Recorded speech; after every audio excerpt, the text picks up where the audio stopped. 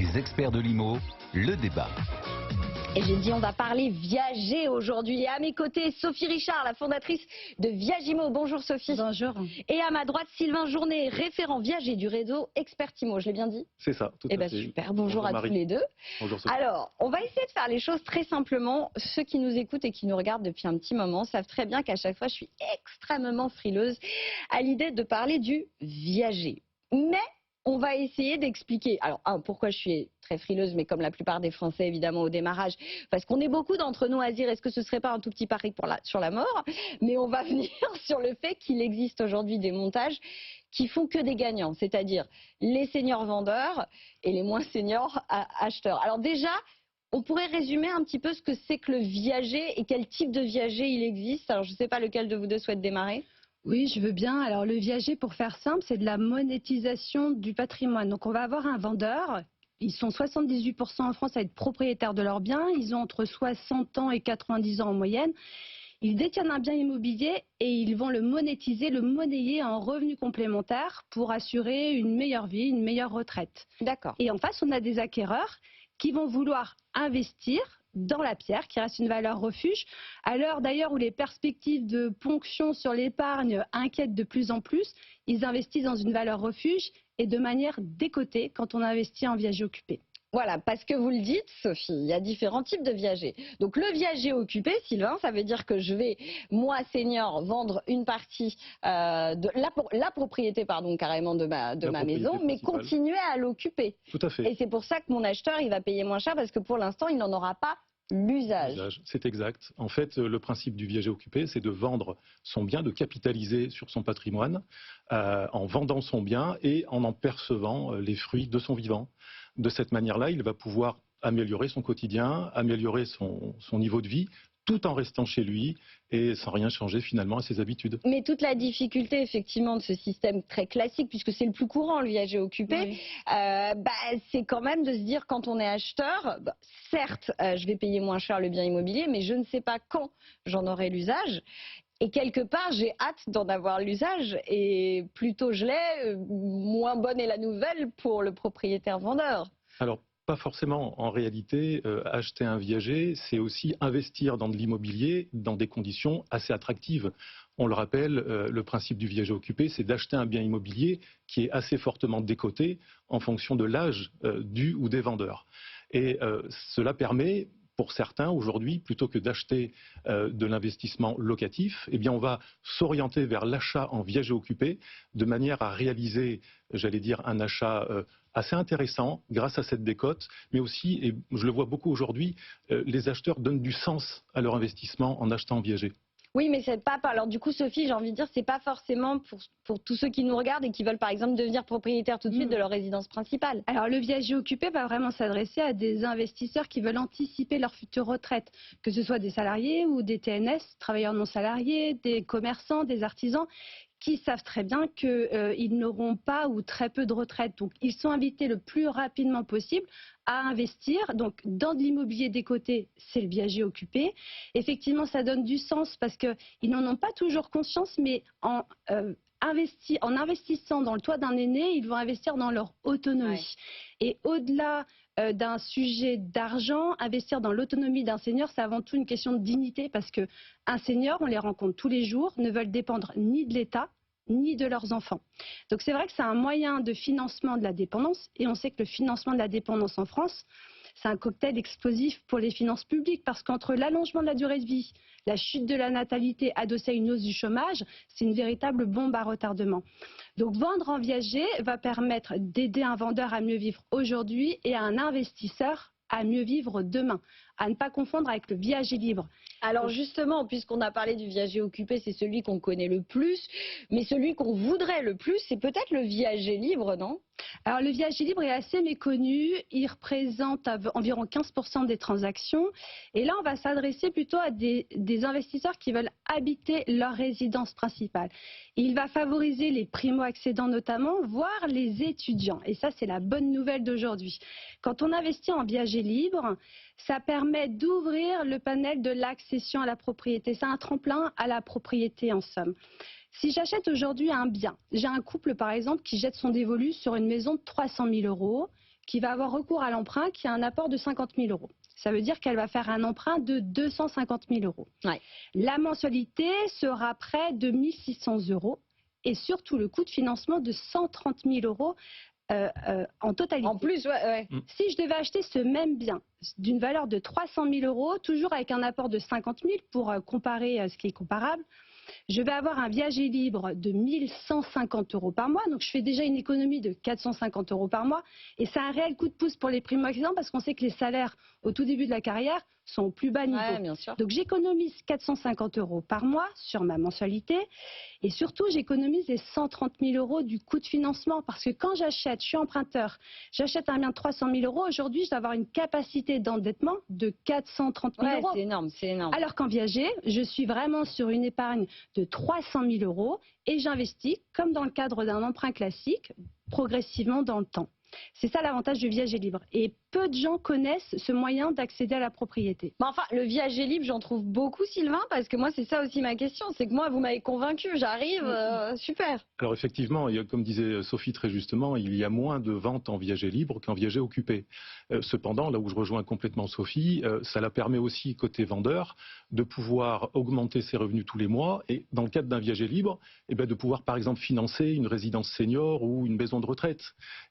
Je rappelle aussi que par rapport à l'achat en viager, c'est neutre en réalité pour les dépenses publiques, puisque les personnes sont autonomes elles-mêmes, elles capitalisent sur leur propre patrimoine.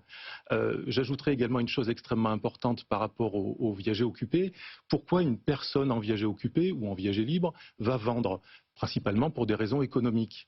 Et très souvent, ces personnes-là sont parfois en tout ou partie exonérées de la taxe foncière.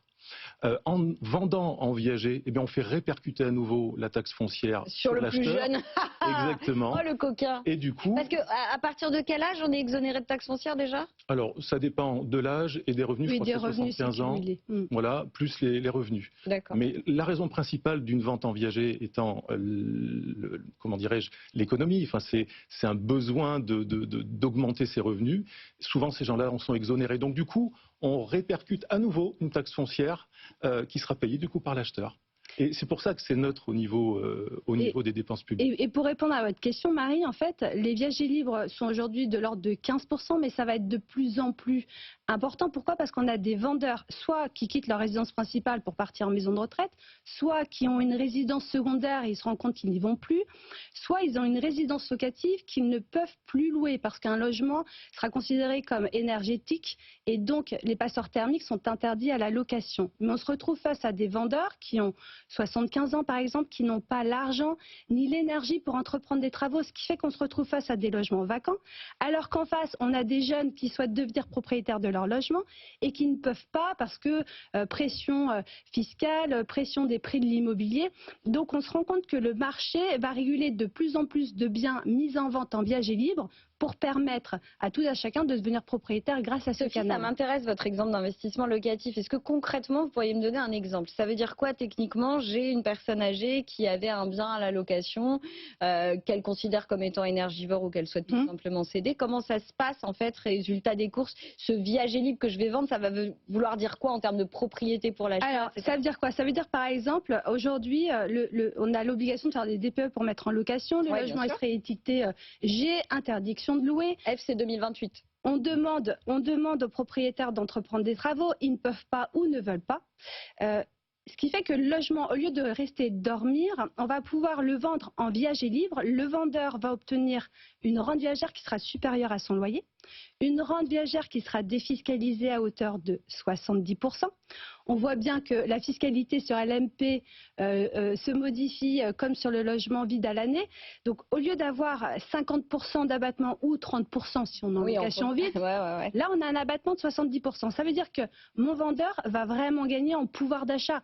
Il va avoir une fiscalité moins oppressante, il va avoir une rente viagère qui sera supérieure à un loyer et surtout il va avoir une rente viagère qui sera garantie. Garantie, pourquoi? Parce qu'on va mettre en place une clause résolutoire, c'est assez traditionnel en cas d'impayé, mais surtout une hypothèque légale sur le bien. Comme si je faisais un emprunt, ma banque va mettre une hypothèque en place pour m'assurer d'avoir le bon remboursement de la mensualité. Alors qu'en locatif, on voit bien qu'entre un impayé de loyer, la trêve hivernale, une enquête sociale, c'est compliqué. C'est une garantie à vie pour un propriétaire de vendre en viager libre, d'avoir une assurance pour financer sa dépendance. Oh, mais là, on voit l'intérêt du vendeur. Encore une fois, je suis casse-pied, mais parce que je veux me mettre dans l'intérêt de l'acheteur. Parce que je suis sûre que vous avez beaucoup plus de seniors qui sont intéressés par le viager, quel qu'il soit, occupé ou libre, que d'acheteurs. Et c'est pour ça que je voudrais me mettre dans la peau de l'acheteur. Quel intérêt j'ai en tant qu'acheteur? Comme le disait Sophie, on s'extrait de la demande d'un prêt bancaire. Finalement, en achetant en viager libre, on va simplement financer le bouquet et les coûts d'acquisition, qui sont bien moindres que le prix de la valeur réelle du bien. Et je vais ensuite payer ce que l'on appelle une rente viagère à vie du vendeur, bien sûr en gardant à l'esprit l'aléa viager, qui est la condition sine qua non d'un bon contrat viager. Et ça va permettre en fait à l'acheteur de payer petit à petit le logement qu'il a acheté directement au vendeur dans le cadre de cette rente. J'ajouterai également une chose importante, il existe aussi un type de viager dont on parle encore moins que le viager libre, et là qui s'adresse à des propriétaires bailleurs retraités, c'est le viager loué. C'est-à-dire un logement dans lequel on a déjà un locataire qui a signé un contrat de location et le propriétaire âgé qui souhaite aujourd'hui, j'allais dire, éviter les tracas de la location, la fiscalité ou les obligations liées au logement énergivore. Et bien aujourd'hui, continuer de percevoir ces mensualités, les loyers, pour avoir ce complément de revenus, mais sans les tracas de la propriété immobilière. Et bien là, le viager loué va lui permettre de vendre son logement avec le locataire en place, puisqu'il sera protégé par son contrat de location. Il vend le locataire. Il vend le logement avec le locataire, exactement, comme on va vendre un bien traditionnellement occupé par un locataire. Mais c'est une forme de démembrement en fait. Alors non, ce n'est pas un démembrement, c'est une vraie vente en viager sur lequel on va... Oui, mais ce que je veux dire, c'est que du coup l'acheteur il est propriétaire des murs, mais c'est bien le vendeur en viager qui continuera de percevoir les rentes, l'usage. Les rentes, mais pas les loyers. Les loyers, c'est l'acheteur qui va du coup le percevoir. D'où l'intérêt justement de permettre à un vendeur âgé qui, à un certain âge, on va le dire franchement, n'a plus forcément envie de faire de la gestion locative, la fiscalité, les travaux à faire, les vacances locatives, parfois... là, il n'y en a pas trop de la vacance, vu l'état de la crise du logement.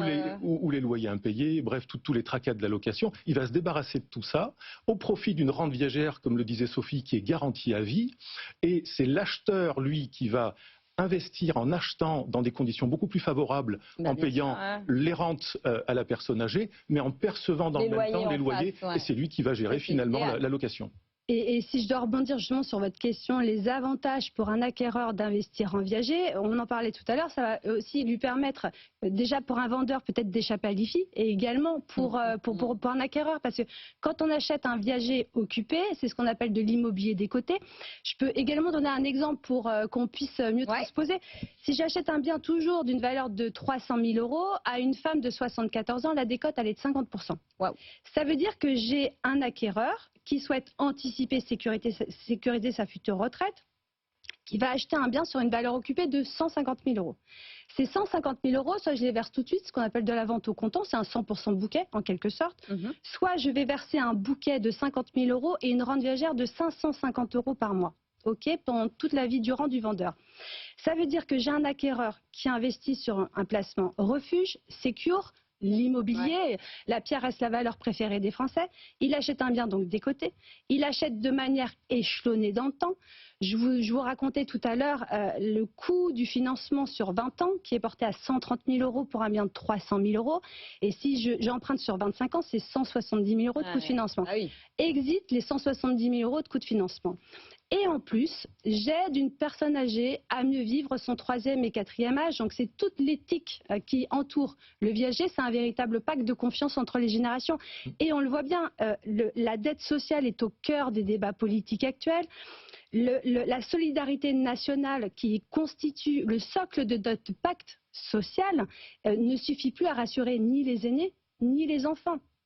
Donc le viager va permettre d'être une nouvelle forme de retraite par capitalisation pour toujours rester sur cette solidarité intergénérationnelle que nous connaissons depuis l'après-guerre. Il y a un chiffre là qu'on passe à l'antenne, là, 1 milliard d'euros versés aux retraités chaque année grâce aux viagers. Et oui. Et rappelons-le, aujourd'hui, 75% des retraités sont propriétaires. Et oui. Donc, en réalité, on se retrouve parfois face à des clients qui, j'allais dire, ont peu de revenus, ont une petite retraite. Mais ils sont assis sur un patrimoine, et c'est ce qu'on disait au démarrage de cette émission. C'est monétiser la valeur de notre patrimoine. C'est monétiser, c'est rendre liquide ce patrimoine. Juste d'un mot, justement, puisqu'il nous reste que 2 minutes, je sais, le temps passe trop vite, mais on parlait de monétisation du patrimoine. Aujourd'hui, on a démarré l'émission et je disais parfois, ça n'a pas très bonne presse, ça fait un petit peu peur, on va pas refaire le sketch de Jeanne Calment, etc. Mais quand même. Et donc, du coup, il y a tout un tas de montages financiers qui commencent à exister autour de la monétisation du patrimoine, en particulier aussi pour les personnes âgées. Je pense à Merci Prosper, par exemple. Est-ce que vous ne pensez pas qu'il faudrait trouver alors soit un autre nom, soit un autre mode de fonctionnement, soit type de montage, mais pour que précisément on ait cette offre qui rencontre la demande? N'oublions pas que la vente en viager, c'est avant tout une vente immobilière. Donc effectivement, quand on va vendre son bien en viager, on va le vendre. Hein, on n'en est plus propriétaire. On va pouvoir toujours en toucher les fruits, en garder la jouissance si c'est un viager occupé, mais c'est vrai qu'on va le vendre. Alors il existe, on en parlait précédemment, des systèmes comme le prêt viager hypothécaire, qui est une autre formule qui a été développée il y a quelques années par certains organismes financiers, qui, on a l'impression, revient un petit peu sur le devant de la scène, de façon assez, j'allais dire, assez discrète. Mais le prêt viager hypothécaire, c'est quelque part pouvoir capitaliser sur son patrimoine sans le vendre et avec l'obligation de le rembourser. La problématique, c'est que si malheureusement celui qui a contracté ce prêt viager hypothécaire décède avant le remboursement, il fait hériter finalement la dette. La dette à ses enfants. Et je pense qu'il faut arrêter de rester figé aussi dans la nostalgie d'un modèle unique de retraite. Et le viager ou la monétisation du patrimoine ou le prêt viager hypothécaire permet d'avoir des horizons nouveaux où le patrimoine qui est endormi permet d'aller sur un pacte de liberté pour les vendeurs et les acquéreurs. Non mais c'est un beau message quand même, mais encore une fois je trouve qu'il y a la symbolique, effectivement l'image du viager qu'il faudrait aussi apprendre, c'est ce qu'on a essayé de faire pendant 20 minutes, dépoussiérer. Oui, et c'est vrai que je me rends compte que quand on parle du viager, les gens ne se sentent pas forcément concernés. Dès qu'on parle de monétisation du patrimoine, là ça percute. Et précisément. Ou de régler effectivement les affaires de son vivant. Bien sûr. Et puis, comme on le disait aussi, il existe plein de types de viagers. On a le viager occupé, le viager libre, le viager loué, la vente en nue propriété avec le viager mixte. Le viager mixte, exactement. L'occasion de revenir pour en discuter. Voilà. Mais bien sûr, en plus, elle arrive à conclure l'émission. C'est super. Sophie Richard, fondatrice du réseau Viagimo, et Sylvain Journet, référent viager du réseau Expertimo. Merci à tous les deux d'être venus sur le plateau de BFM Business et des experts de l'IMO pour parler de ce sujet passionnant qu'est le viager et qui nous concernera aussi d'une manière ou d'une autre, sans doute demain aussi. Merci à tous les deux. Je vous retrouve demain pour un nouvel épisode des experts de l'IMO sur BFM Business.